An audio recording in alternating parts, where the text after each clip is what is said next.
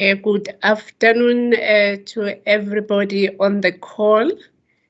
I kindly request that we give 5 minutes. We are fixing a few things. It's just 5 minutes at 2:05 on the dot. I would come back. Please allow us just 5 minutes. We're fixing a few things, and then we will come back so that we can begin with our program. Thank you very much.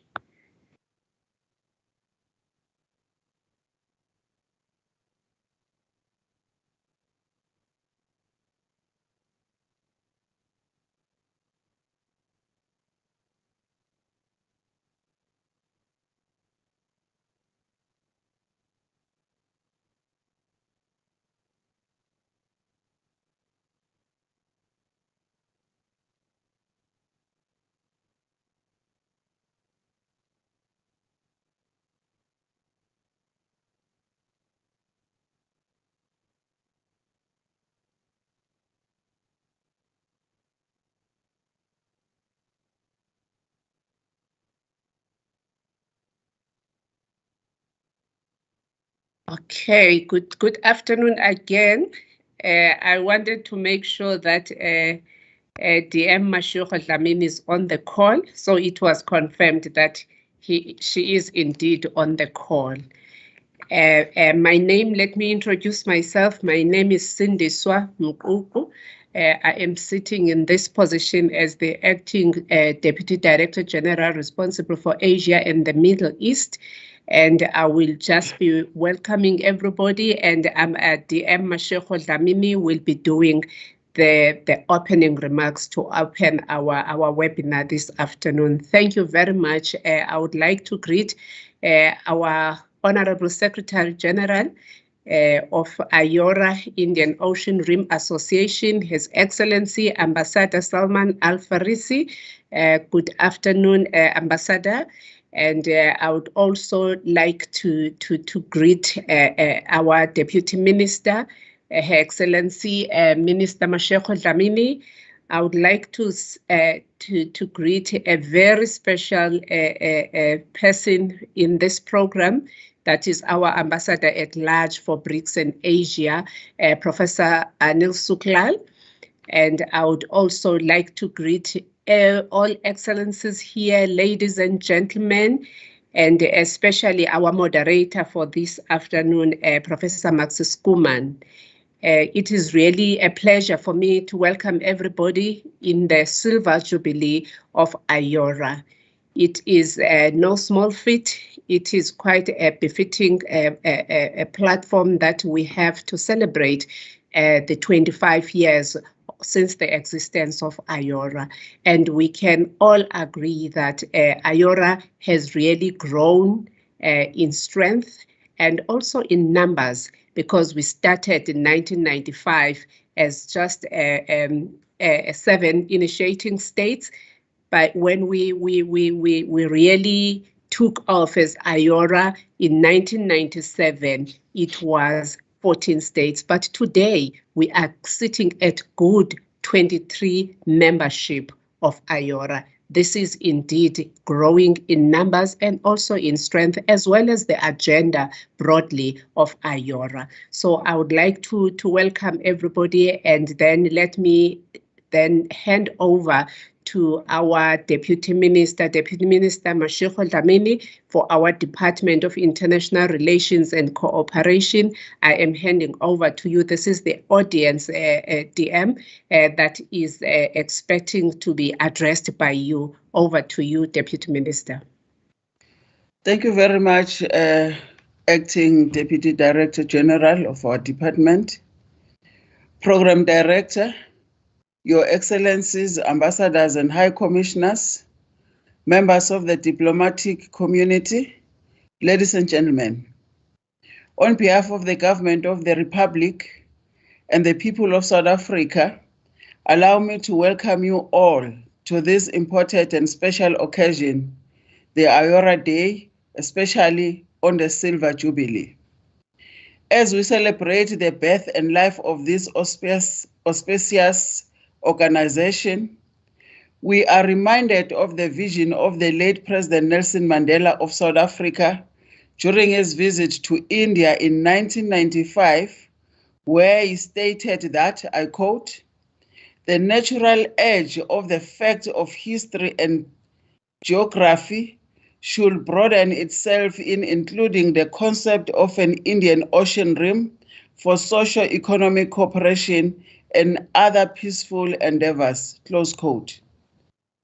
The Indian Ocean region is endowed with many resources and opportunities, which include cultural, socio-economic exchanges among Africa, the Arab world, and Asia.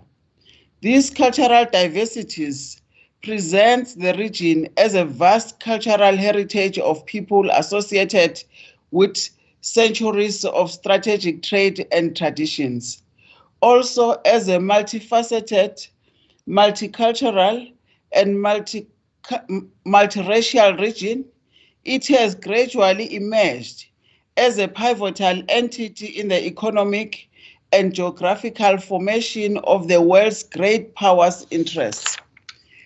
The geostrategic significance of the region and its increasing relevance to the competitive globalism of the great power are primarily the results of the central dynamic and contemporary power politics, which in a multipolar context have introduced a complex pattern of conflict and competition on economic, political, and strategic issues.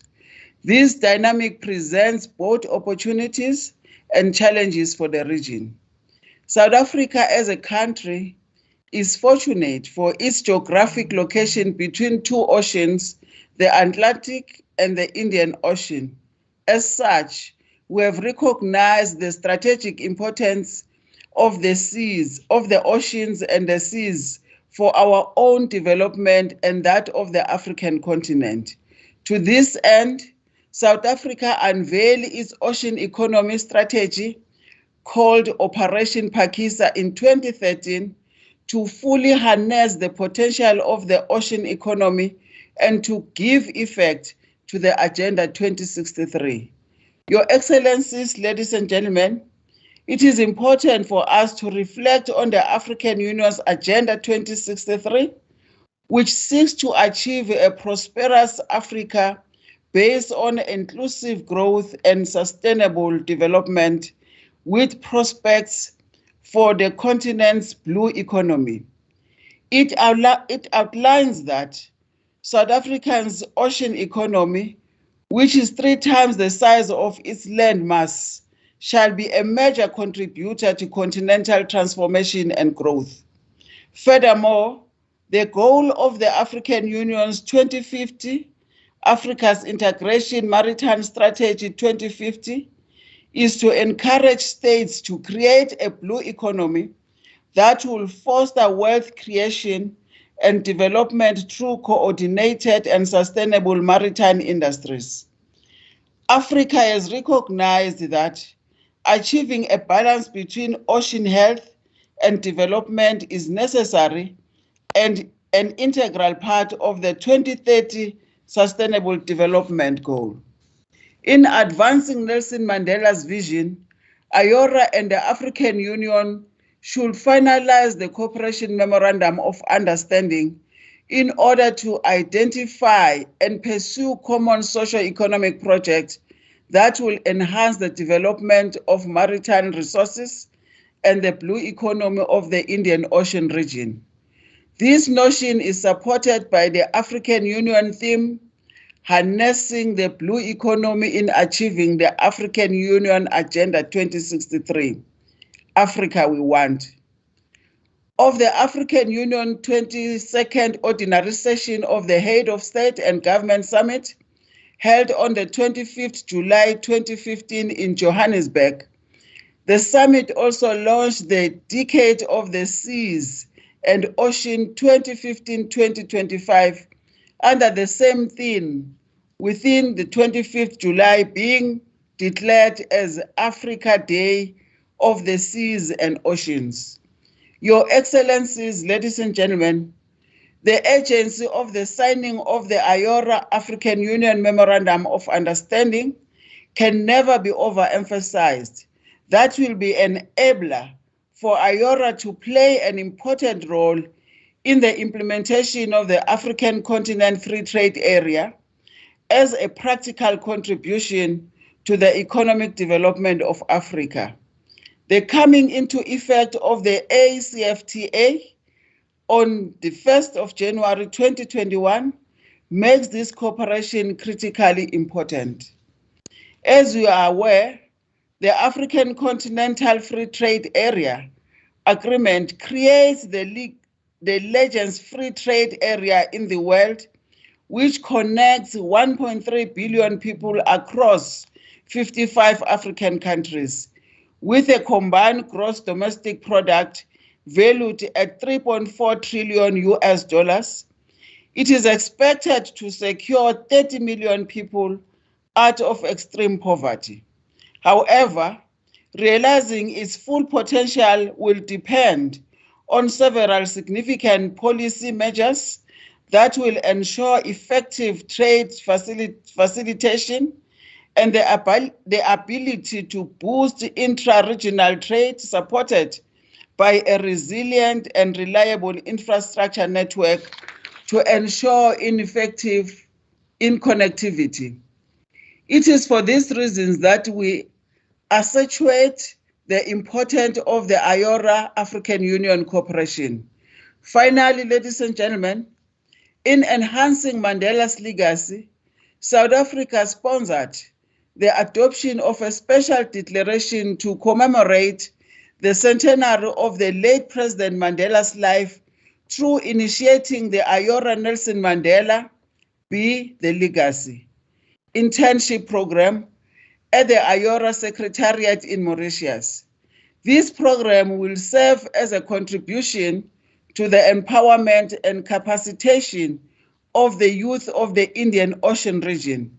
However, due to the COVID-19 pandemic and related regulations implemented by Mauritius, the program will only now commence in 2022.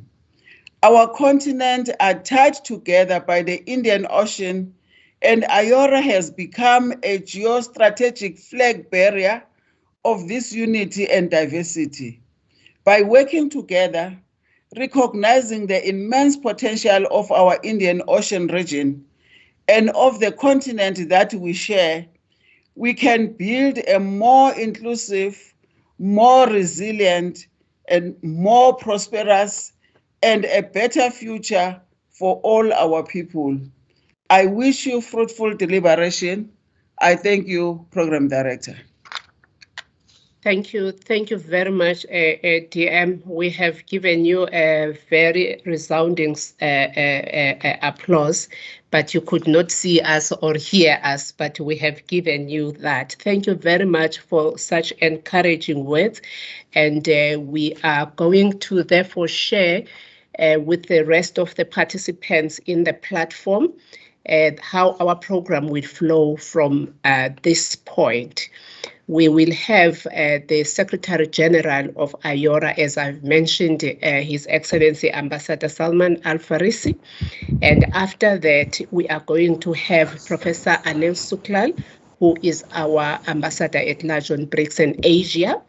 And after they have spoken, we are going to invite Professor Maxis Kuman, who is going to moderate the discussion segment of our meeting today. So having said that, I will hand over to Ambassador Al-Farisi. Over to you, Excellency. Thank you very much, my dear sister Cindy Mikuku. Great to meet you again, although in the form of virtual.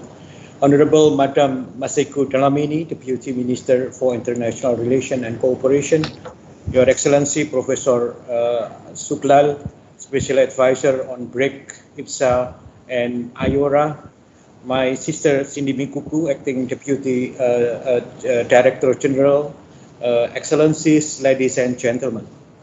Good afternoon. At the outset, I would like to thank South Africa for the invitation to participate in South Africa's observance of Iora's 25th years of existence, which we are celebrating today. The launch of Iora in 1997, as mentioned by Deputy Minister, earlier known as IOR-ARC, and a reflection, the vision that President Nelson Mandela spoke in 1995, opened a new historic chapter for socio-economic cooperation in the Indian Ocean Rim region. We have to honor the founders of this regional organization who were conscious of the fact that the Indian Ocean region shared a common history, has close cultural links, and has a long history of close trade and economic relations. 25 years ago, we adopted the Iora Charter outlining the fundamental principle, the objective, and the institutional setup of Iora. Excellencies, if we look at Iora's journey since its launch in 1997, we have to acknowledge the achievement and the remarkable result Iora has delivered by being true to our fundamental principles based on consensus building. I must commend all member states and our dialogue partners who have been the main engine to meet some difficult challenges facing the Iora region. And recently, despite the challenges posed by COVID-19, member states have all acted with compassion, solidarity, vigilance, and plenty of passion in sustaining the momentum of Iora's important work to eliminate this scourge in our region. Iora has been growing from strength to strength. Not only more countries within the Indian Ocean Rim are seeking membership, but also other prominent nations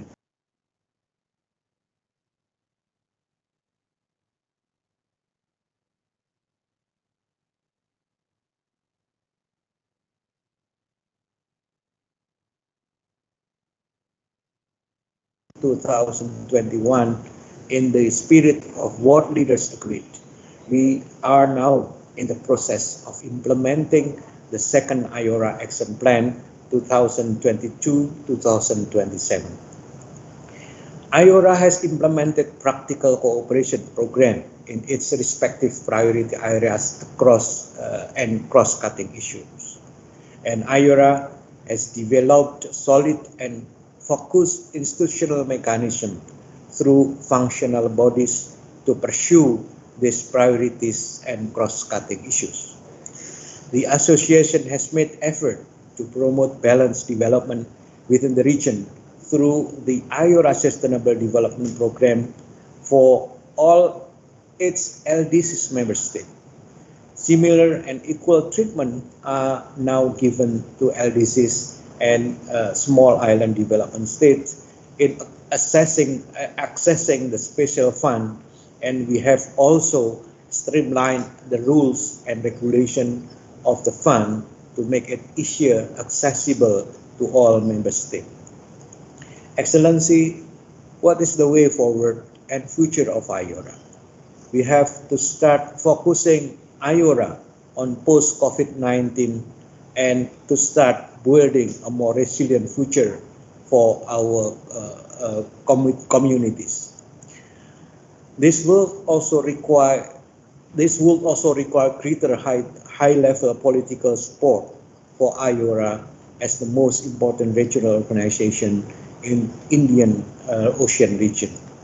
In this regard, we must constantly pursue new and innovative ways to achieve our objective and continue to keep up with global economic trends to consolidate and to advance regional economic integration. We not only have to create awareness, but also to ensure that Iora is more visible in international community. Our minister need to have more opportunities for substantive engagement rather than only focusing on merely institutional issues. We need more collaborative action and common approach to address issues of mutual concern. We have to prepare and strengthen the Iora Secretariat to implement the reinvigoration process of the association by improving its work performance through a healthier, more transparent, productive, and conducive working environment which will assist member states in an effective, efficient, and prompt manner. Excellencies, in conclusion, I would like to say that it is only through concerted effort and durable partnership that Iora will be able to embrace a brighter future and to make a greater contribution to regional economic cooperation. I'm sure that we will be able to build together practical, measurable progress to really make a difference. Today, let us be proud of what has already been achieved, but not being complacent. I wish to recall with appreciation those who preceded me, the former Secretary Generals, for their great contribution in leading and enhancing Iora in its blessed journey in ensuring a better life and development for all our people. Thank you very much for your attention. Thank you very much, Ambassador Alfarisi. We really appreciate your intervention, and we are indeed seized with this responsibility to pursue new and innovative ways to strengthen Iora. We really are encouraged by that. Ambassador Suklal, we will hand over to you now. Thank you very much, Ambassador. Thank you, Madam Chairperson, Ms. Nkuku, Honorable Deputy Minister Mashego-Dlamini, my good friend, Ambassador Saman Al-Farisi, Secretary General of Iora, Professor Maxis Kuman, and other distinguished speakers, Your Excellencies and colleagues. Thank you for giving me this opportunity to be part of this very important day in the history of Iora. Let me also say Happy Iora Day to all of us.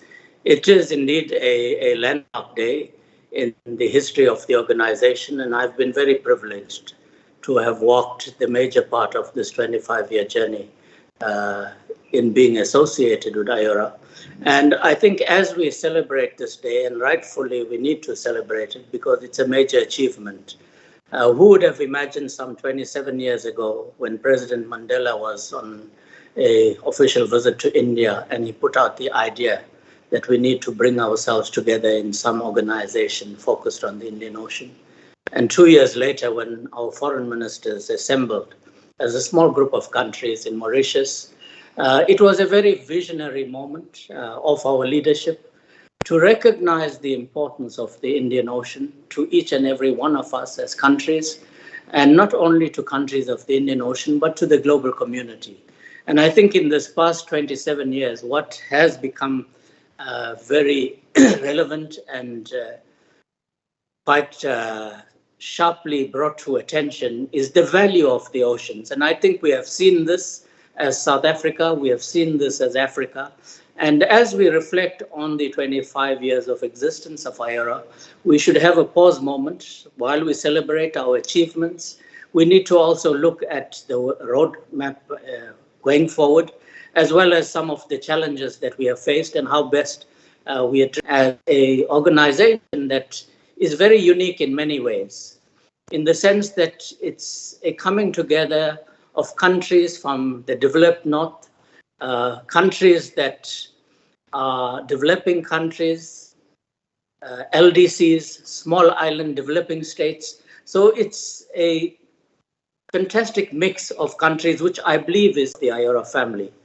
But for South Africa, from the very outset, we recognize the value of the Indian Ocean. The Indian Ocean has been seminal to South Africa's history and Africa's history, as has been the Atlantic Ocean.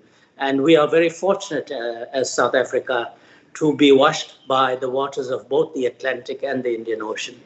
But as we look at the future of Iora, we must recognize that almost over 1/3 of the membership of Iora is drawn from Africa. Some 9 of the African countries are full members of Iora, and Egypt is a dialogue partner as well. And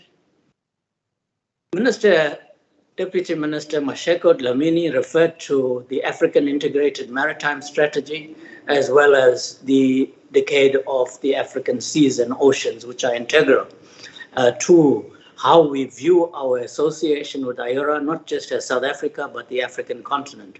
But it has been relatively recent that we have recognized the true value of the ocean space that was launched just about a decade ago in terms of South Africa harnessing the bounty of the oceans for our own economic benefit. A totally underdeveloped terrain that we are sharply focusing on. But increasingly, a number of African countries have released roadmaps on the blue economy or strategies directed to the ocean economy. These include Mauritius, Seychelles, Kenya, amongst others.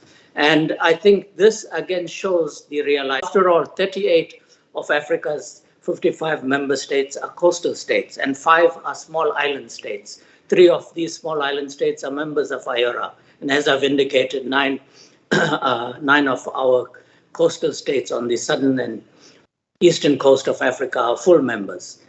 And I believe that in terms of the African Continental Free Trade Agreement, when you look at its major focus of African economic integration, we need to also look at how we achieve the full potential of the African Continental Free Trade Agreement. Firstly, in terms of continental integration of our economy, but secondly, also, Africa does not exist as an island in the ocean. It exists linked to the global community. And this linkage in the main for Africa is through the Indian Ocean.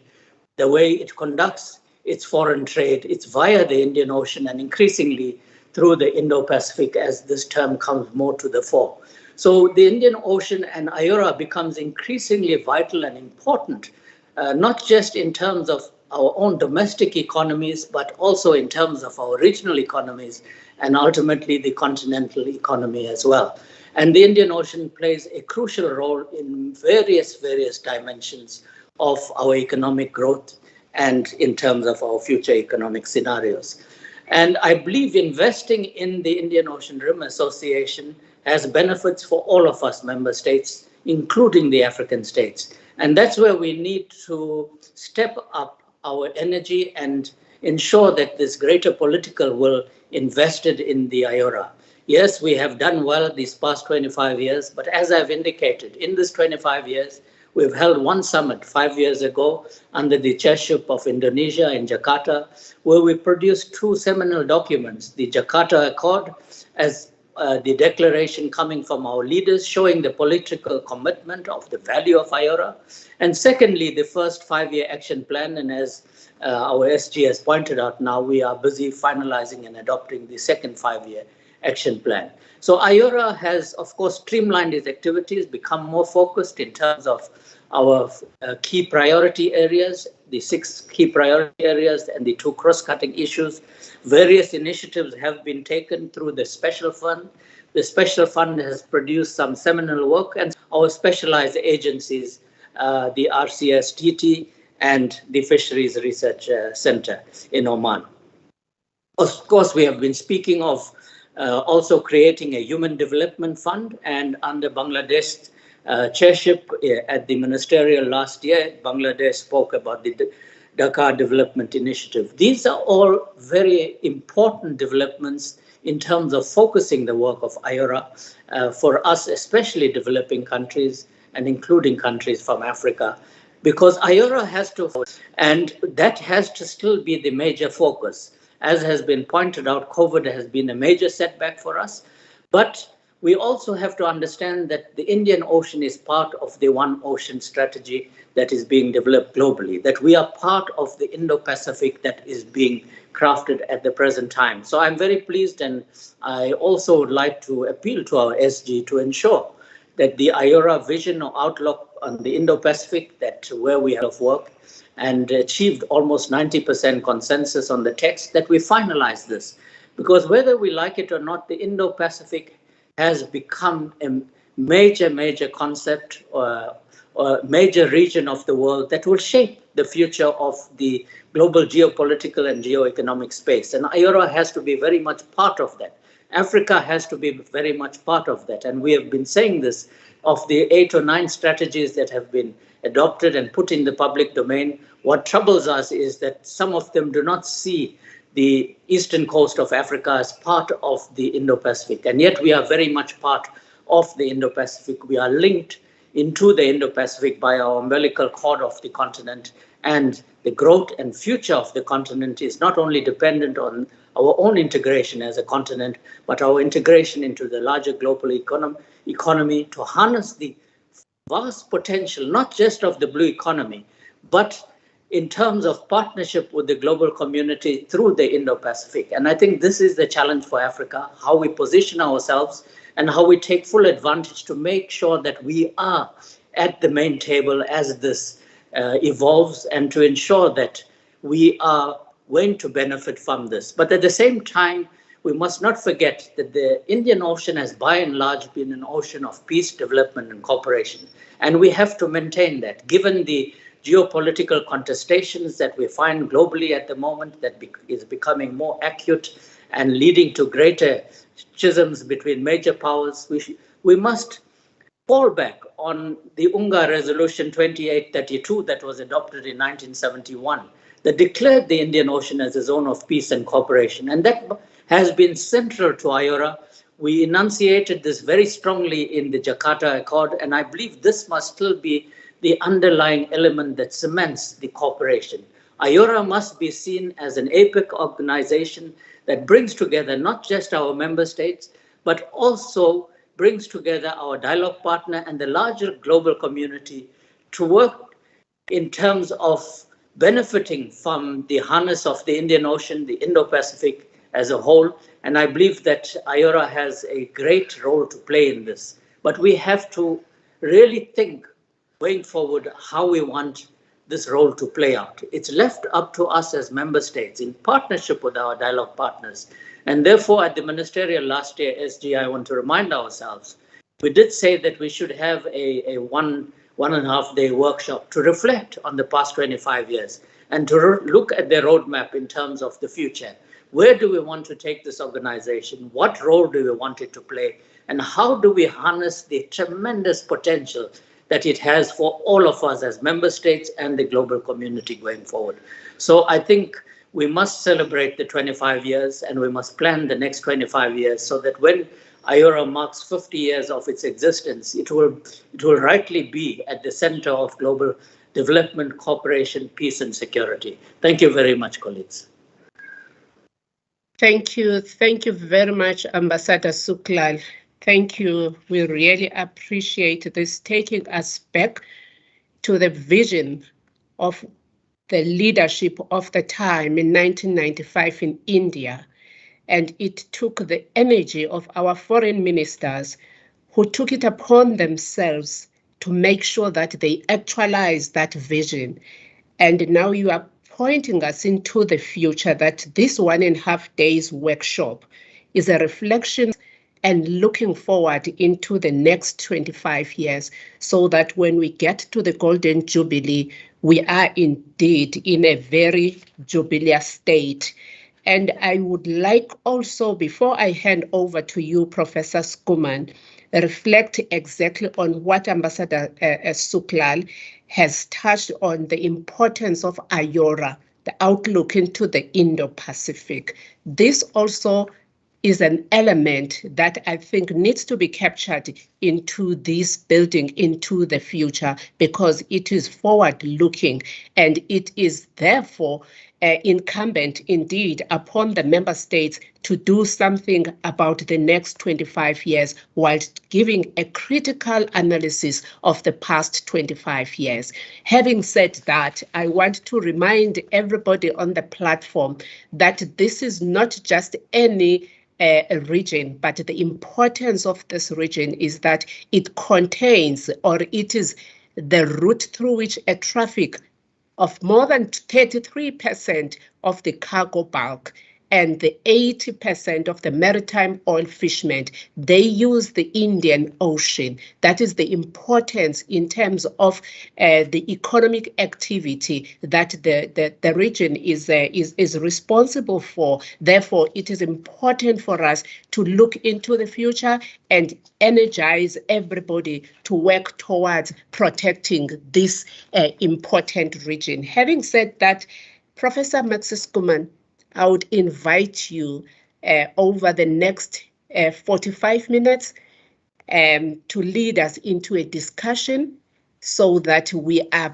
beginning, or we begin to craft this future that Ambassador Suklal has referred to. Over to you, Prof. Thank you very much. And good afternoon to everyone, and in particular, Deputy Minister Mashego-Dlamini, Ambassador Al-Farisi, Ambassador Suklal, both of whom recently also joined us in a postgraduate module on the Indian Ocean region and its international relations. Also, a good afternoon to members of the diplomatic community and all other colleagues. I see the names of several people whom we know have a very keen interest in the Indian Ocean Rim and in Iora. And it is really an honor to be asked to moderate this afternoon's session where we commemorate and celebrate 25 years of Iora. I want to suggest that we all participate in this discussion. We have the privilege of having a number of people with us with a very keen knowledge of and interest in the region and in the organization. And I am sure there are many questions and comments. So I want to suggest that we start with 2 or 3 questions, maybe by means of a show of hands, or you can, I just want to see whether I have access. You are muted, Prof. Please unmute, Prof. I am unmuted. Can you hear me? Yes, we can hear you, Prof. Yes, you're back now. Okay, sorry. It seems that at times there might be a bit of a disturbance. Right. So my suggestion is we get a show of hands, or people put their questions or comments in the chat box. I'll try to keep an afternoon on an eye on that as well. And let's see how our discussion moves. Program Director, I would just appreciate it if you could keep your eye on the time, because as an academic, I tend to forget about time and may just keep us here until late tonight. So your guidance would also be appreciated. Okay, definitely do that. Let's open up. Who is going to start off with a question or a comment?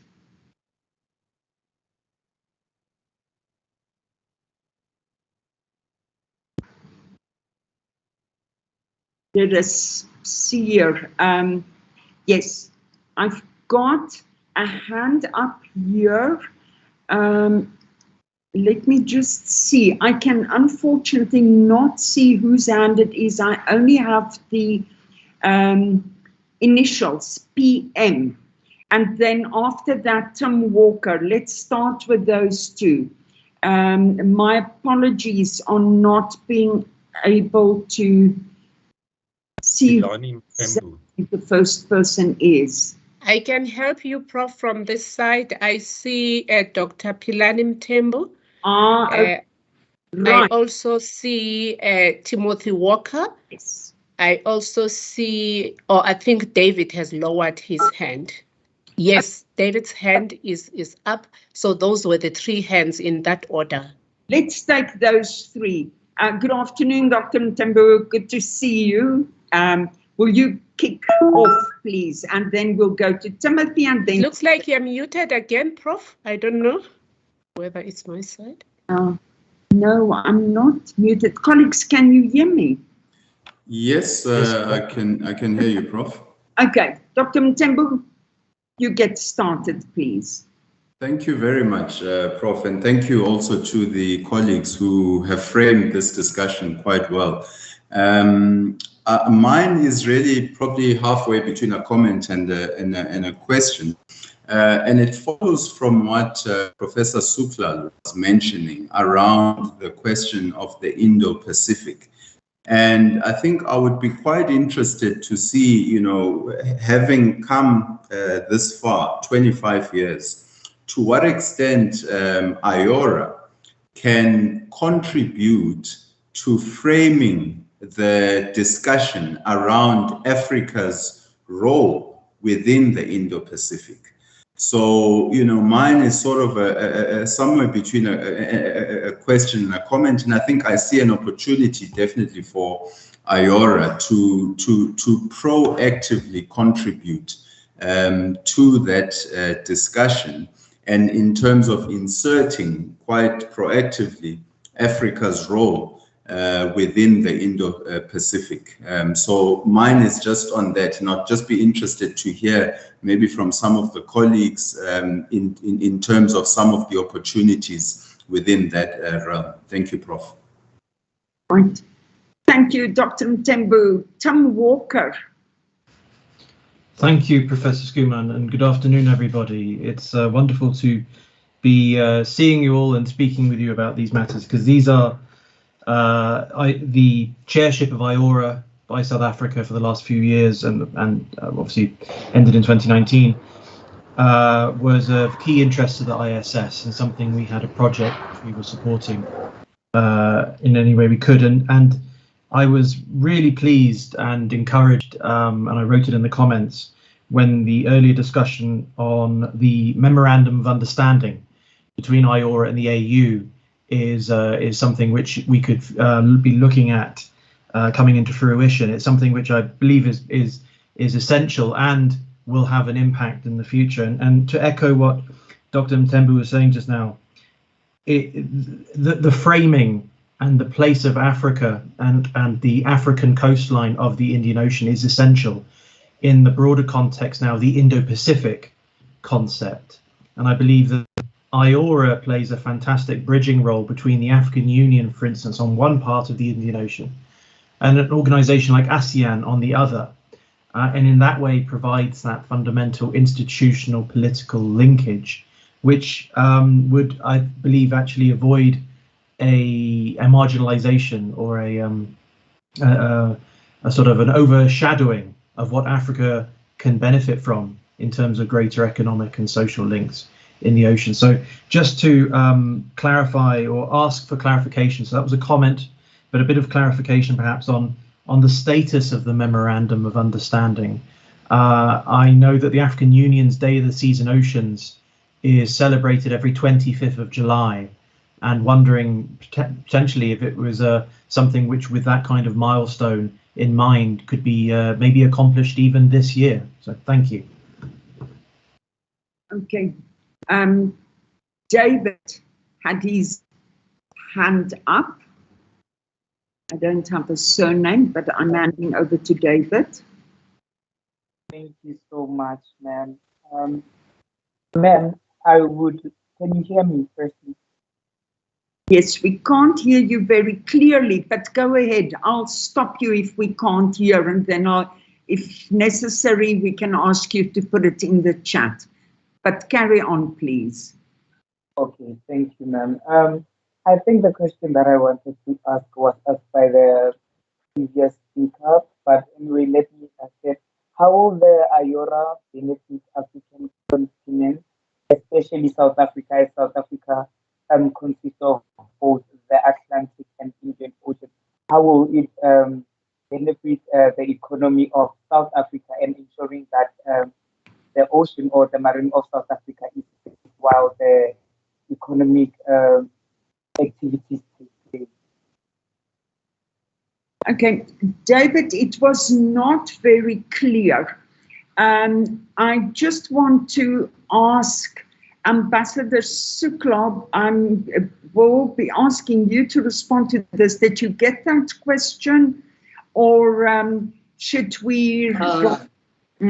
I've got Dr. Mthembu's and Timothy Walker's. The last one wasn't quite audible.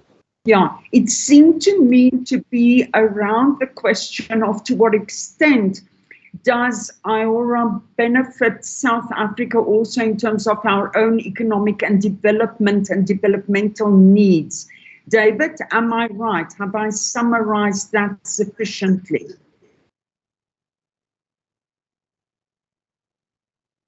But Ambassador Sukla, I think if you could more or less, because that I'm sure was the gist. Yeah. All right. Thanks, Prof. Skuman. Let me firstly thank my good friend, Dr. Mthembu and Timothy Walker. I'm very pleased you are part of this process. And actually, I'm going to frame the question back to you, both of you, coming from IGD and ISS, two of our leading think tanks and brain trust in South Africa. It's a question that I've been raising. Colleagues from within the department know this very well.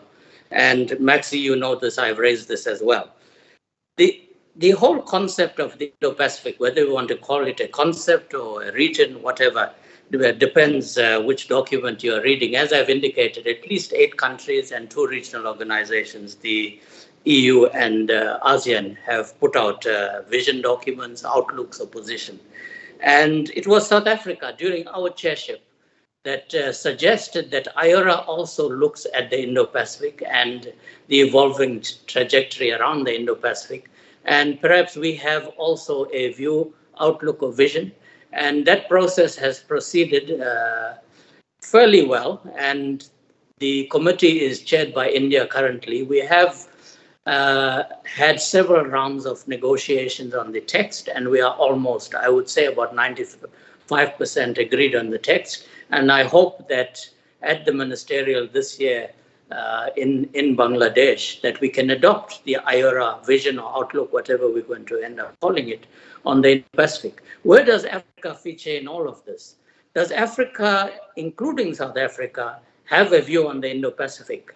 I've read 1 or 2 papers from the ISS on Iora and the Indo-Pacific, but I don't think we as a government have yet articulated a position on the Indo-Pacific, nor do I think we have given it serious attention.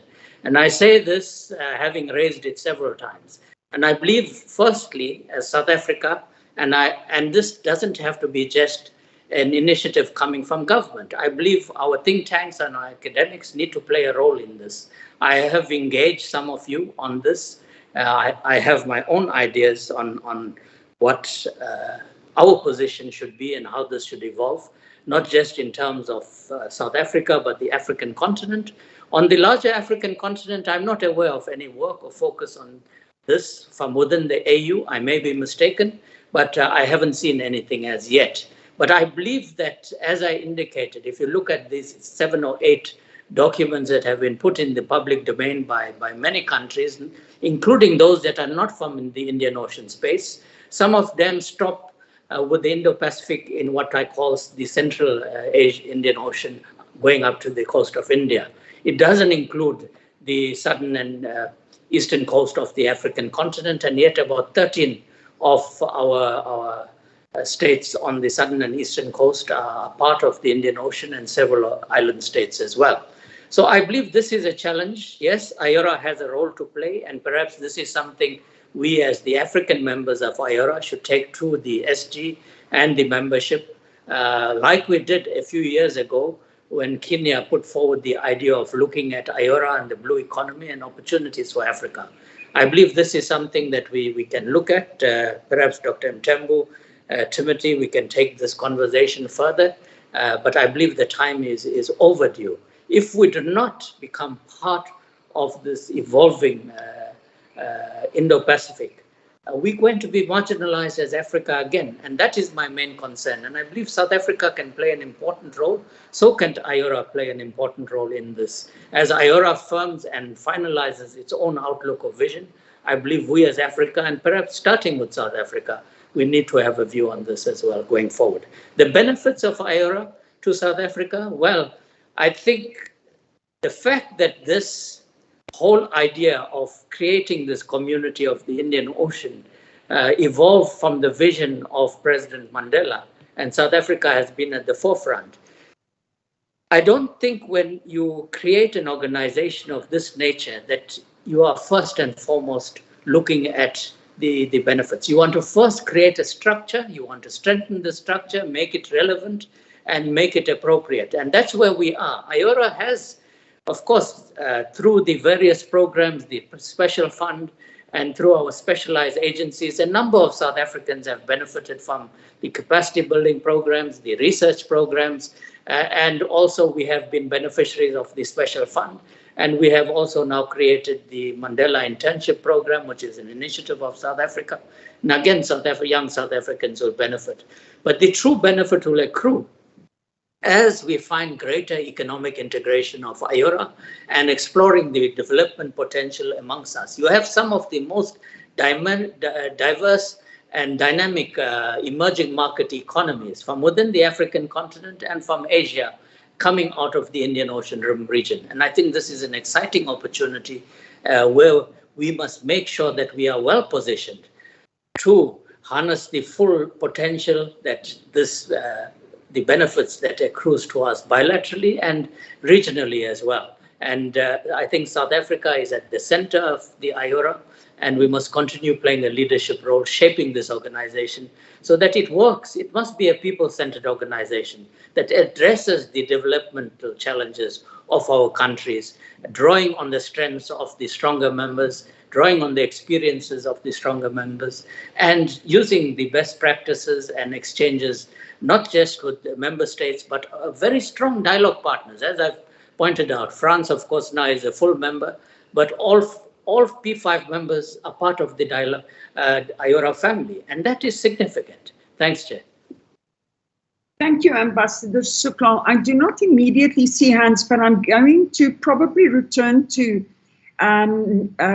Timothy Walker and to Pelani Mtembu. But I just first want to respond here quickly to Ms. Nicole du Plessis, who in the chat box gave us her email address, and this is about the South African chapter of the Iora academic group. And I want to ask her, I'm sorry to jump this on you, Ms. du Plessis, but would you like to say one or two things about this group? Just give us a bit of background. Thanks, Prof. Let's see if I can just put my camera on. Yes. Hi, everyone. No. Go for it. Thank you. Yes, so South Africa established their national academic group in 2016, and we have really been working with the DSI and DIRCO within this time frame to position our researchers more prominently within Iora, and also to try and catalyze academics from other African states. And so there is a lot of information on our website, which we are, please don't look at it at the moment. Maybe we can always I can always send the updated address because it's going to be looking a lot nicer very soon. But I would like to say that there has been a lot of positive movement within Iora that I have seen. And as Prof. Suklal said, that Iora has become a lot more dynamic, and as an academic it has been a bit difficult because Iora is a very was at least very much focused on the foreign affairs department, but it has definitely become a lot more open, and the information flow between academia and our international relations and other government officials is working really well, I think, in South Africa. So if anyone does want to become part of our network, please do. It's not only for academics. If any other colleagues want to know what's happening in the academic space within Iora, you are more than welcome. We work very closely with the DSI and DOCO to engage African academics, not only South African academics, within Iora. Thank you. Thank you so much, Mr. Plessis. What I liked about what you said was that I also made a note earlier on about what seemed to me to be an emphasis on the part of both Ambassador Ofarisi and Ambassador Suklo on the need also to draw the youth, younger researchers, because the youth would also include our emerging scholars and building that community. So I'm very pleased now that you were willing to say a few words, because this, I think, is hugely important. If we talk about celebrating 50 years, we need to know that there is a generation of scholars in the making interested in this. And I'm sure several of us will be in contact with you. Thank you for that. Mr. Anand, I see you've got your hand up. Thank you. Next, right, while I'm trying to see whether we've got any other hands yet. Okay, Mr. Anand. Thank you, Prof. Thank you very much for facilitating this discussion. I think it's been a very enriching process this entire 2 hours or an hour so far that we've been discussing Iora at different levels. I just want to raise one. It's not really a question per se, but more of a comment to solicit some views, particularly from Professor Suklal and our current Secretary General as well of the organization. I think in the last 5 years, there have been some developments that have directly impacted on the Indian Ocean Rim Association, but also the Indian Ocean region in general. One of them has been, well, probably very significantly, has been the recent pandemic that we are coming out of. We've also had, under President Donald Trump, the trade wars and other dynamics with China that were playing out. And in recent weeks, we have the NATO, Ukraine, Russia crisis that is going to severely impact, at least in the immediate term, on energy security, something that our region is very vulnerable for. I'd just like to throw this point out with reference to the last 5 years, but also just to find out how geared are we to address some of these issues, given the fact that we have an incredibly and potentially powerful Africa continental free trade area. We have ASEAN, which has really been a mover and shaker, especially in the 21st century, and in the middle, the Indian Ocean Rim Association, which has very strong developmental interests that coincide or intersect with security interests as well, especially under the current dynamic. So just some views from especially Professor Suklal and our current SG in terms of how geared are we to achieve a greater role for Iora in the next 25 years, as well as stability in the next 25 years. Thank you. Thank you, Mr. Anand. Ambassador Ofarisi, or should I say SG Ofarisi, would you like to respond first, and then I will ask Ambassador Suklo for his response?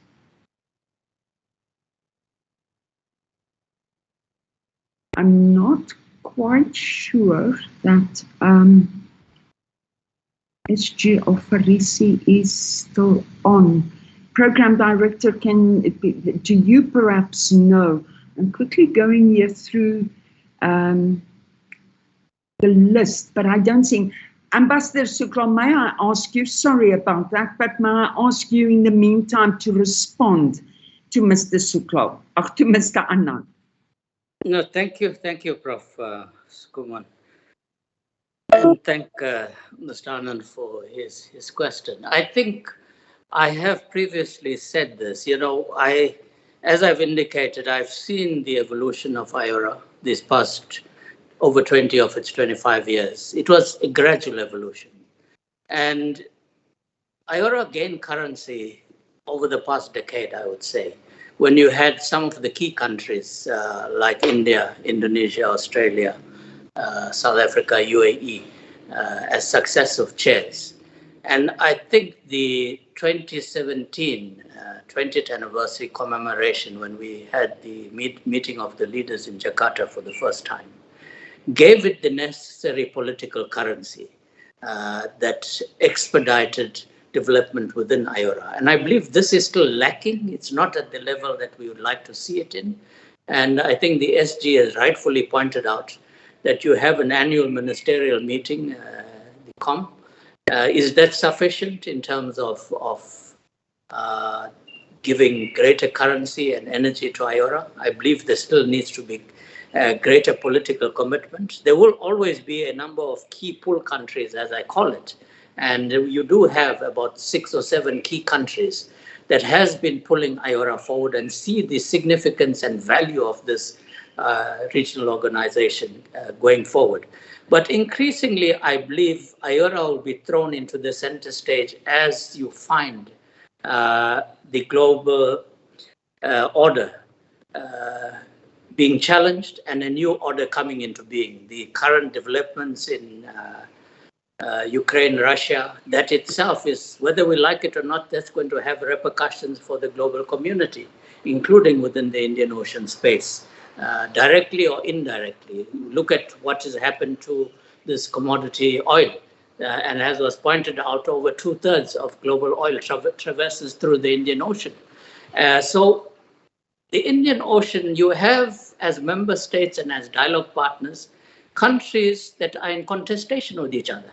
Major power conflict, you have the potential. But I believe Iora has to push an agenda of peace and security, of development and cooperation.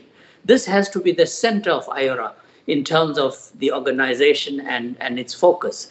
And I think we have to pursue this line, or else we will find ourselves increasingly, the charter makes it very clear that we will not bring in issues of bilateral political nature as a divisive entity. But we see that creeping in, and I don't think you can prevent that. The nature, the interrelated nature of what is happening globally now on the geopolitical, geoeconomic space, it's going to impact. And Iora has to learn to deal with this. And we have to be very creative and resilient in terms of how we deal with these challenges. We saw this in the case of Myanmar's application to become a member state, and the politics filtered into that, ultimately, because we are a consensus-based organization, it didn't carry. But I'm saying these are the challenges that we are going to be faced with, conflict and tensions among member states, contestation among member states and dialogue partners. All of this, in some way or the other, is going to impact on Iora. And how are we positioned to deal with this? I believe these are the challenges that, when I speak of a workshop, we have to be realistic. As we want the organization to grow, what are the fault lines, the hurdles that are going to be experienced going forward? And we need to have a very vibrant, open, and robust conversation. And that workshop should just, of course, initially be amongst ourselves as member states, but I believe we need to have an extended workshop, including with other stakeholders, dialogue partners, the academia, and other role players, business, and so forth, that makes up the community of Iora. It can't be a governmental coming together to discuss this. It's more than that. And we have to have an inclusive approach and benefit from all sectors contributing to how do we position this organization going forward, discussing very frankly both the opportunities and the challenges and how we deal with these. Thank you, Chair. Thank you, Ambassador Suklal. Colleagues, I do not see a hand up at the moment. I want to return to both Dr. Mthembu and Mr. Walker, because Ambassador Suklal, in his response, said to them he would actually also like to throw it back to them. And that also makes for a little bit more of a conversation rather than just posing our questions directly at him. This is an opportunity. We're having a mini workshop here. What would you answer, colleagues, to your own question to Ambassador Suklal? Dr. Mthembu, can I turn to you first? Just a few thoughts, a few ideas that you feed into this kind of think space that has been created for us this afternoon. No, excellent. In fact, as you were saying that, I was actually saying or thinking to myself that the initiative that Nicole was mentioning is absolutely important, because this builds a community of scholars that are actually focused on this issue.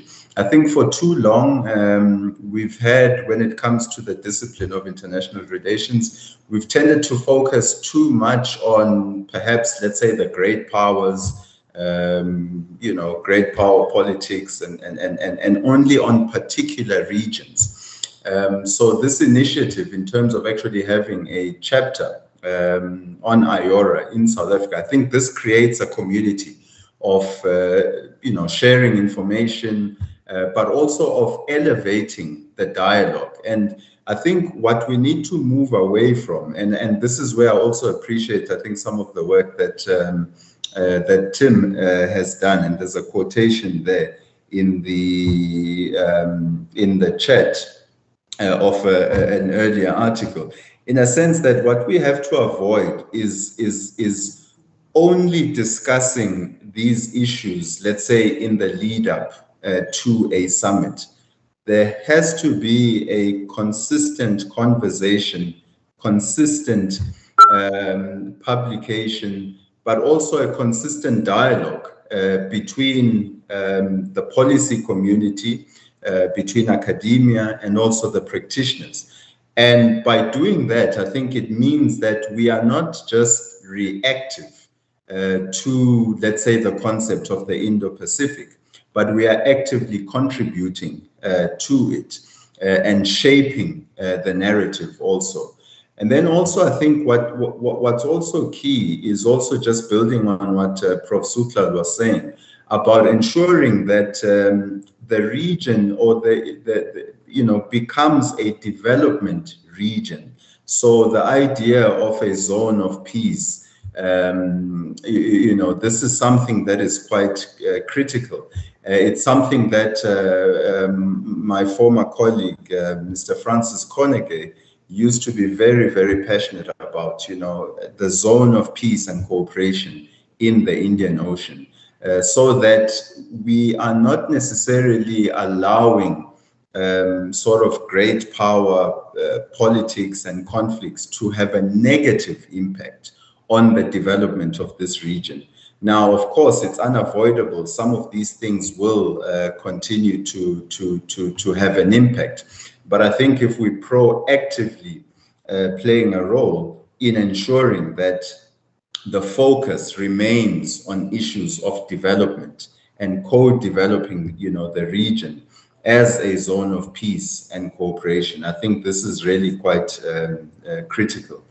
Lastly, I think what we, I think Prof. Suklal is absolutely spot on, because this is not a matter just for state actors. It's a matter for institutions like ours. And I think what I would, perhaps as a comment also to Tim, is to also say we also, and to challenge us, I guess, also as institutions, as think tanks and as civil society organizations, to also work at times. Of course, we have our individual work programs, but at times to see under which platforms we would want to actually combine our intellectual efforts as institutions of higher learning, as think tanks, and as civil society organizations, so that we actually have a larger impact in terms of the work that we are doing. And I think that can also help shape not only a South African thinking, but also African thinking when it comes to the Indian Ocean, and also when it comes to the Indo-Pacific concept. So already there, Tim, I think that already sort of throws the gauntlet in terms of saying, how do we ensure that we can elevate this discussion so that not just in South Africa, but on the continent, that we are proactively engaging. And I think we all have, linkages with think tanks in Africa, And I think it becomes then critical of saying, how can we use our individual and collective capacities to elevate this conversation on the African continent so that we are proactively discussing it rather than reacting to it. Thank you, Dr. Mthembu, for some very practical suggestions there. And I see, Tim, you're also nodding your head. So over to you. Thank you. Yeah, I pick up on one of the things you mentioned earlier, Prof. Skuman, and to link it to what Nicole said just now, and also Dr. Mthembu, that I think for the academic group, several years now of engagement with yourselves in the Iora academic group, in the University of Pretoria's, very well, is that those are the kind of connections which 20, 30 years down the line, I feel will still be, we use a maritime metaphor, kind of the anchor with which we're still interacting on this. And those have been some fantastic initiatives that I think we would do very well to, as Dr. Mthembu was just saying, to encourage, to strengthen and consolidate still. And some kind of Iora workshop where we perhaps, if it's the next academic group meeting or the opportunity to discuss, is essential. And I'm thinking now in terms of maybe the next African chairship, that the next African chair of Iora, I believe the incoming chair after Bangladesh will be Sri Lanka. So I think it's imperative that from 2025 onwards that the next Iora chair is an African member state of Iora. And we start already potentially, if not thinking of who that would be, or identifying already who has indicated that they'd be interested, that we then branch out with the academic track 1.5, track 2. You mentioned Dr. Francis Cormigay, dearly missed, who was a big champion of this as well, and was one of my people who introduced me to this way of thinking too.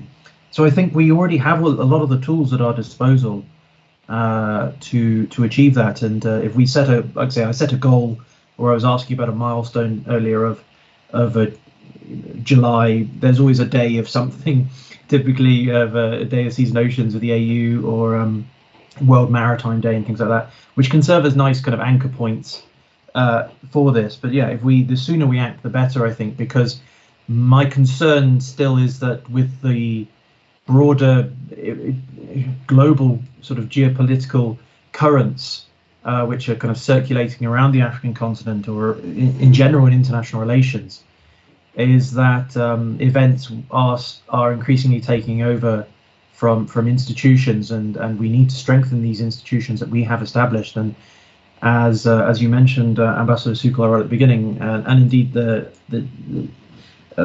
every speech so far has picked up on that, it's largely thanks to the inputs from former President Mandela right at the start, which gave it life. And I think if we continue to consolidate those institutions, that not just South Africa, the African continent, but peace in the Indo-Pacific region, or the Indian Ocean in particular, will be far more certain, with, I think, what Pilani was just saying, a greater African agency in that regard. And that's something, yes, I'd like to commit the ISS and ourselves and our efforts as much as possible, as much as we can, to assisting with that process going forward. Thank you.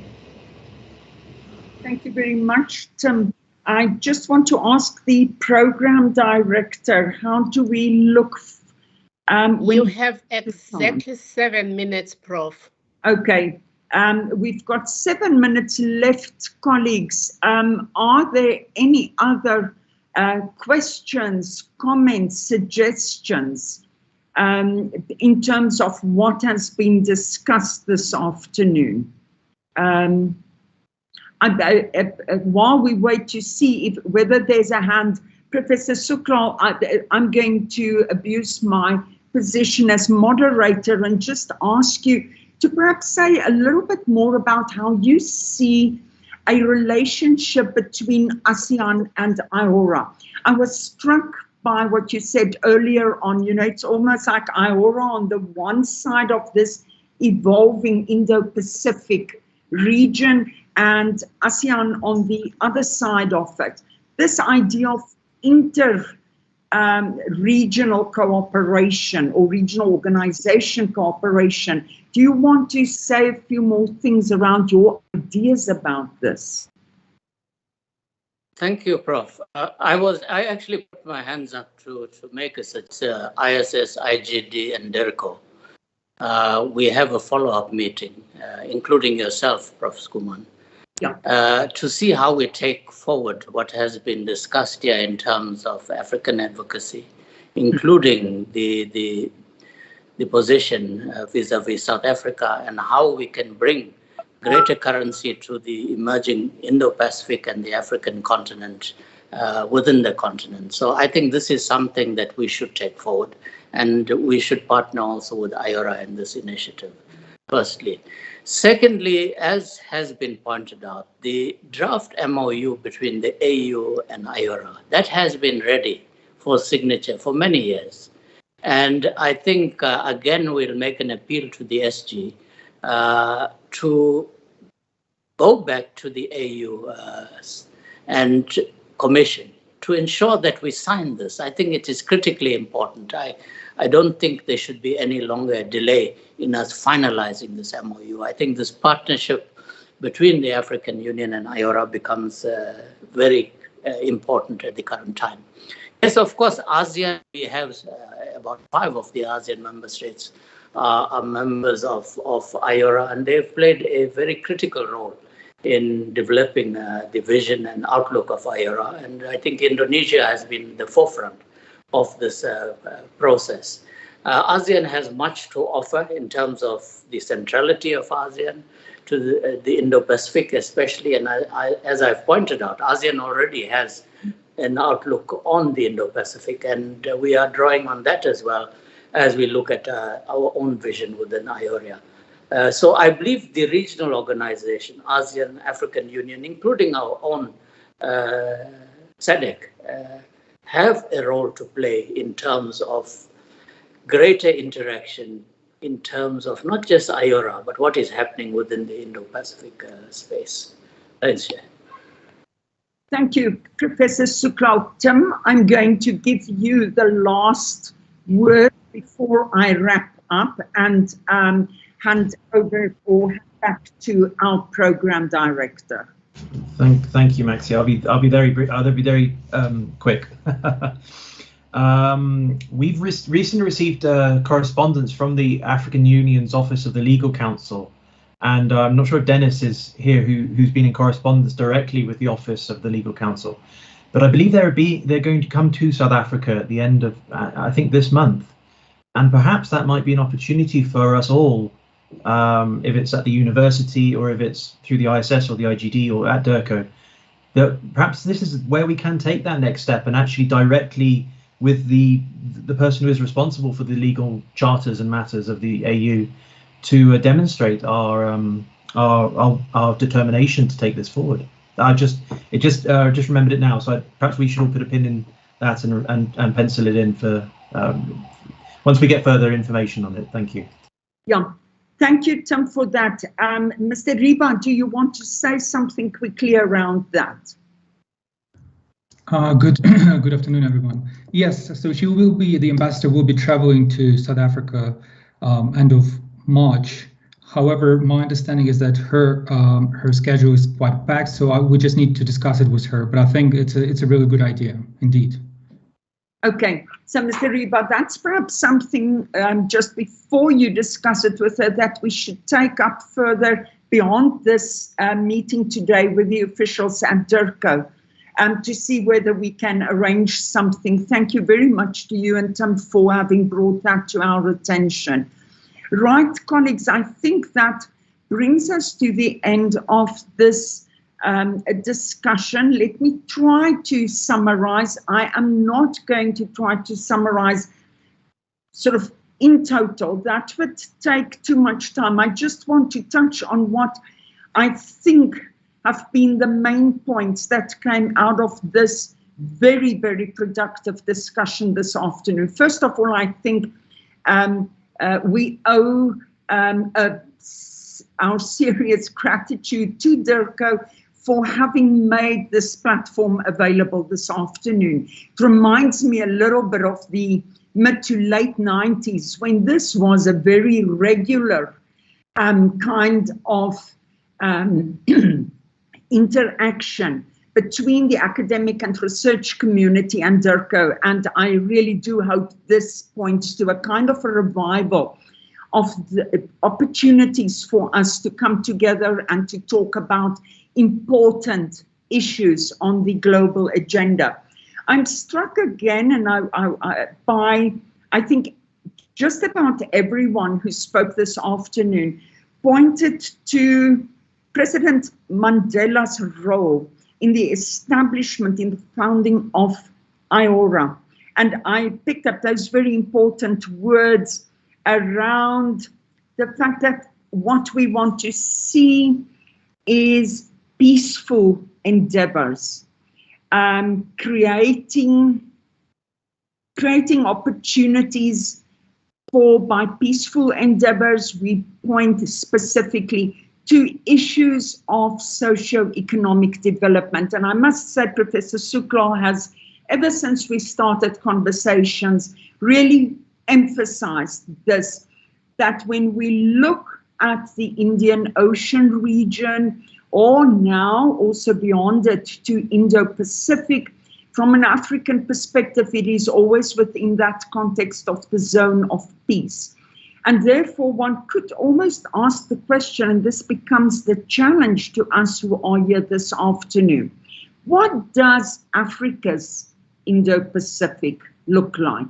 And that is a serious call to us to come together, perhaps on a more regularized basis, to talk about these things, to interact, to share ideas, and some very practical suggestions, as we've heard this afternoon. So for me, it would seem that looking back over the 25 years, the main strengths of Iora have been the fact that it has managed to increase its membership and attract quite a lot of attention from beyond the immediate IOR. Secondly, that we have an organization here, when you read the official documents very carefully, it's a regional organization that actually makes space right from the start for engagement beyond official state or governmental engagement. Again, that's like throwing back, as Professor Suklal did, throwing it back to us as academics and researchers. How do we take this up?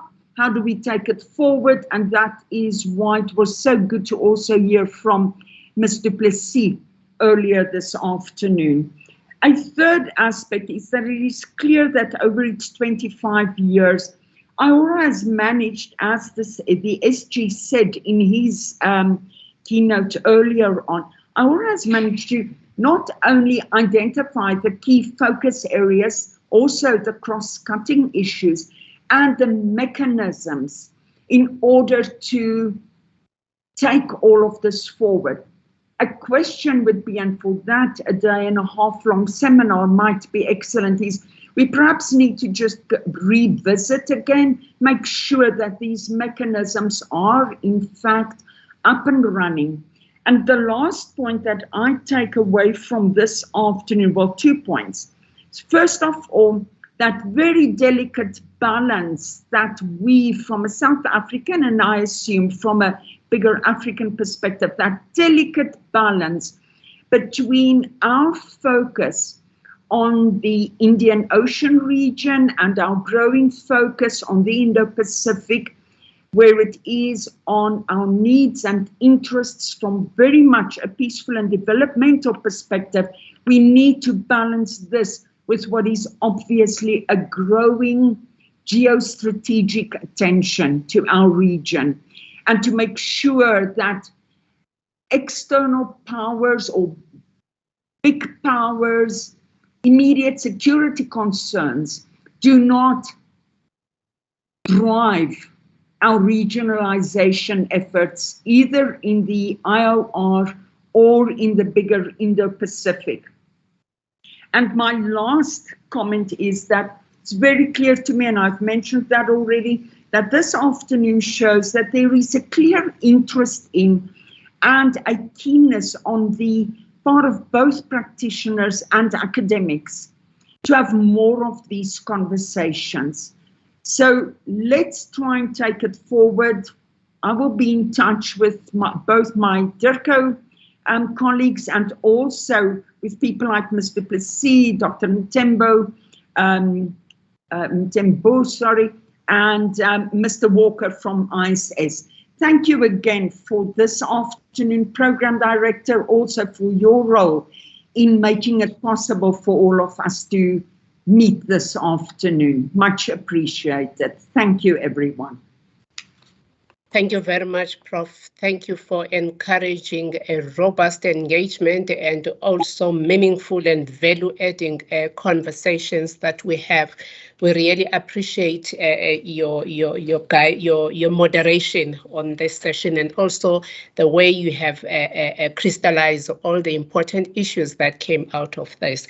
I take out from me, or from all the statements that you're making, that you're yearning for the revival of the robust and regular engagements that you used to have with DFA then and now with DIRCO, and we are definitely taking you up on that one. And we are going to arrange more of these engagements. We really thank you, but it is not my call to do that. We have requested our acting chief director responsible for regional organizations, Mr. Ben Ube, to thank everybody who participate in this, but I will not come back again. I'm handing over to Ben, who will close the session. Thank you. Over to you, Mr. Ben. Thank you so much, Madam Program Director. Yes, it's not an easy job to thank people for any event. You know, you might skip a person, but I'll try my best. Maybe just to start off, of course, we are very privileged to have our Deputy Minister Mashego-Dlamini with us this afternoon, and the valuable comments that she made. We are really appreciative of that because, as we know, our principals have a very full schedule. We can also thank the new Secretary General of Iora, Ambassador Al-Farisi Edition, and of course, because may speak to all of us whilst he is also under pressure to give his own event some attention in Mauritius. So needless to say, he disappeared from our event to then attend to his own event in Mauritius. Our acting DDG, Cindy Kuku, thank you so much, ma'am. We are all appreciative of how you led us through this discussion and how you made valuable suggestions in the comment section. Ambassador Suklal, our dean when it comes to all things Iora. Sir, thank you for your contribution, and thank you for the renewed inspiration when it comes to the work we need to do on developing and concluding our view of the Indo-Pacific concept. Prof. Maxi Skuman, what a privilege to see you again in this event. You know, when you referred to earlier engagements in the 90s, I can just recall the first time I went to one of your lectures it was actually in Johannesburg, University of Johannesburg, where we exchanged ideas on the customs union, the Southern African Customs Union arrangement at that stage. So thank you, Prof, again for always being willing to partner with DIRCO. It is a privilege, and we know that we are indeed blessed with your presence in this meeting. Our academics, again, Dr. Mtembu and Tim Walker. Dr. Mtembu, I think the last time I saw you was in India at an event. But again, thank you so much for the contribution you have made. And as Dr. Suklal, as Professor Sukla has mentioned, of course, we will have more interactions in this regard. Nicole du Plessis, thank you so much. for mentioning the Indian Ocean Rim Academic Group. And as you said, of course, South Africa is now chairing that group. So there is an important role that you play and that we should all support in the development of of some of these concepts. The Indo-Pacific one, the least to mention. I'm trying to think who else I should be thinking here. I think it's very important that I just, in the last instance, but not least important, also thank Letlogonolo Mashilo, my fellow team member, and his colleagues Graham and Jamal for putting up this event. An excellent job they have done, and we are very appreciative of that as well. So colleagues, on that note, if you allow me, I will conclude the meeting, and this event is then adjourned, and we sincerely trust that this will be just the first of many more engagements to come. Thank you so much. Thank you, everyone. Goodbye. Thank you. Bye-bye, Prof. Bye-bye, Dr. Suklal. Thank you so much. Thank Professor Suklal. you. Thank you. Bye. Thank you, Ms. Nkuku. Thanks, everyone. Stay safe. Bye. Thank you. Bye-bye, Jamal.